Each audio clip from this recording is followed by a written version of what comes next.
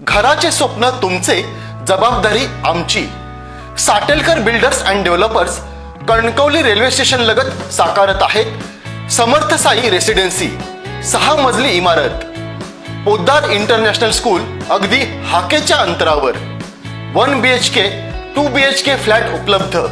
Building लगतच development plan मधील 12 गुंठे राखीव खुले गार्डन क्षेत्र, सागवानी फ्रेमसह मुख्य दरवाजा, 24 तास पाणी, लिफ्ट, ग्रेनाइट किचन ओटा, कन्सिल फिटिंग मॉड्युलर स्विच।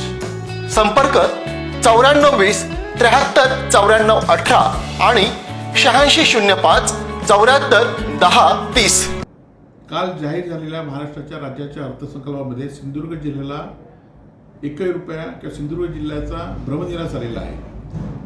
शेतकऱ्यांना कर्जमाफी झालेली आहे। त्या कर्जमाफीमध्ये फक्त प्रोत्साहनपर अनुदानाचा फायदा सिंधुदुर्ग जिल्ह्यातील शेतकऱ्यांना होणार आहे, कारण पीक कर्जावर फक्त कर्जमाफी झालेली आहे। सिंधुदुर्ग जिल्ह्यातल्या शेतकऱ्यांनी आंबा बागायतदार, काजू बागायतदार यांनी सुद्धा कर्ज घेतलं होतं, यामध्ये हे शेतकरी नाही आहेत। त्याचबरोबर अनेक वर्ष गेले 2-3 वर्ष सातत्याने भारतीय जनता पार्टी या जिल्ह्यातील लोकप्रतिनिधी आणि कार्यकर्ते सांगत होते की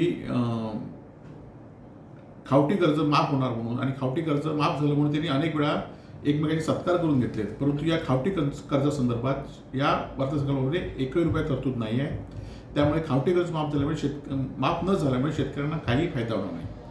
त्याचबरोबर रत्नसिंधू जी योजना होती, उद्धव बाळासाहेब ठाकरे मुख्यमंत्री असताना 100 कोटी रुपयाची तरतूद केली होती। आता फक्त या योजनेला मुदतवाढ दिलेली आहे, परंतु अर्थसंकल्पामध्ये यासाठी तरतूद केली नाही आहे। सिंधुदुर्ग जिल्ह्यातल्या मोठ्या कुठल्याही प्रकल्पासाठी किंवा विकासासाठी कुठलीही तरतूद केली नाही, आणि त्यामुळे या जिल्ह्यावर या अर्थसंकल्पामध्ये अन्याय केल्याची भावना सिंधुदुर्गवासियांच्या मनामध्ये निश्चित राहील।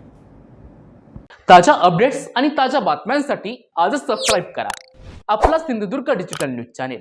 लाईक करा, शेअर करा, कमेंट करा, आणि महत्त्वाचं म्हणजे बेल आयकॉनला क्लिक करायला विसरू नका।